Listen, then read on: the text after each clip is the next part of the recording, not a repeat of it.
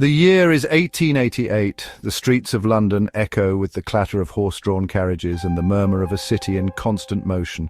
Yet beneath the veneer of Victorian propriety a shadow stirs. In the East End's Whitechapel district, a killer stalks the night, preying on women trapped in poverty and despair. His name, whispered in hushed tones and splashed across newspapers, becomes synonymous with terror. Jack the Ripper. This isn't just a story about murder, it's about fear. It's about the darkness that can lurk even in the most bustling of cities. Jack the Ripper's crimes shocked Victorian society, exposing the vulnerability of women and the limitations of the police force. His reign of terror was brief, but his impact on our collective imagination is undeniable. Even today, over a century later, the case continues to fascinate and horrify. The mystery remains unsolved, ensuring Jack the Ripper's place in the annals of criminal history.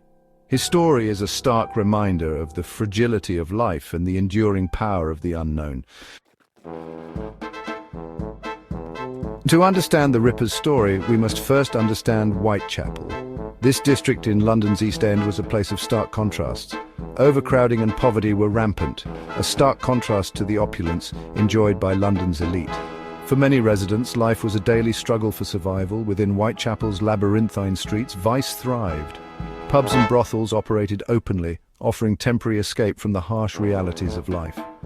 For women like those that Jack the Ripper would target, prostitution was often the only means of survival. They walked the streets at night, vulnerable and exposed. The police presence in Whitechapel was minimal. The sheer number of people and the constant churn of activity made it difficult to maintain order. For a killer like Jack the Ripper, the crowded, dimly lit streets provided ample opportunity to stalk his victims and disappear into the shadows. The darkness that descended upon Whitechapel in the autumn of 1888 began with a discovery on Bucks Row. The body of Polly Nichols, her throat brutally slashed, was found in the early morning hours of August 31st. The brutality of the murder sent shockwaves through the community. Polly, like many women in Whitechapel, was driven to prostitution to survive. She had recently left a workhouse and was desperate for money. Her murder, a grim reminder of the vulnerability of women in poverty, cast a pall over the neighborhood. The police, initially dismissive, soon realized they were dealing with a killer unlike any they had encountered before. This was no crime of passion or a robbery gone wrong.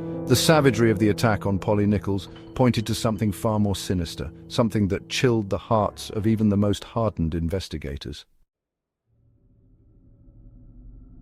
The murder of Polly Nichols was not an isolated incident. Over the next few months, a string of brutal murders terrorized Whitechapel. Annie Chapman, Elizabeth Stride, Catherine Eddowes and Mary Jane Kelly would all fall victim to the killer who the press had dubbed Jack the Ripper. Each murder bore the Ripper's gruesome signature. The throats were slashed, often with such force that the killer severed the victim's spinal cord. The bodies were mutilated, the internal organs removed with a precision that suggested a macabre knowledge of anatomy. The city of London was gripped by fear. Rumours and speculation ran rampant. Who was this monster preying on the women of Whitechapel? The police investigation, hampered by dead ends and false leads, seemed no closer to unmasking the killer. The Ripper taunted authorities with letters, some believed to be genuine, others obvious hoaxes, further fueling the public's morbid fascination. Section 5. The Investigation, a Race Against Time. The police investigation into the Jack the Ripper murders was a race against time, a desperate attempt to stop the killer before he could claim another victim. Scotland Yard, at the time ill-equipped to handle such a complex case, faced immense pressure to catch the culprit. Detectives employed a variety of methods.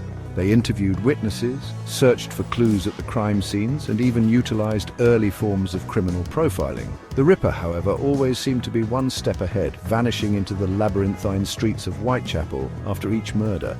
The investigation was further hampered by the lack of reliable forensic techniques at the time. Fingerprinting was in its infancy, and DNA analysis was unheard of. The police were forced to rely on eyewitness accounts, which were often contradictory or unreliable, and circumstantial evidence. Section 6. The suspects, a cast of characters. Over the years, hundreds of individuals have been proposed as potential suspects in the Jack the Ripper case.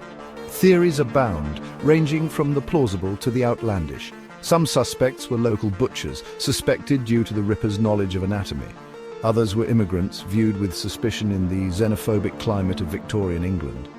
One of the most prominent suspects was Montague John Druitt, a barrister who committed suicide shortly after the final canonical murder.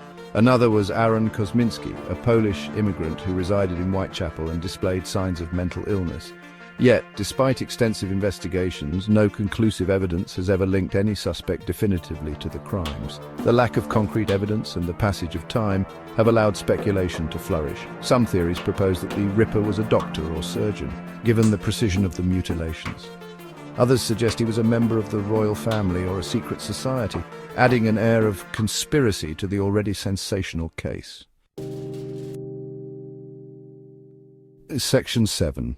Theories and speculations. The enduring mystery of Jack the Ripper's identity has fueled countless theories and speculations. Some are grounded in fact, while others venture into the realm of the fantastical.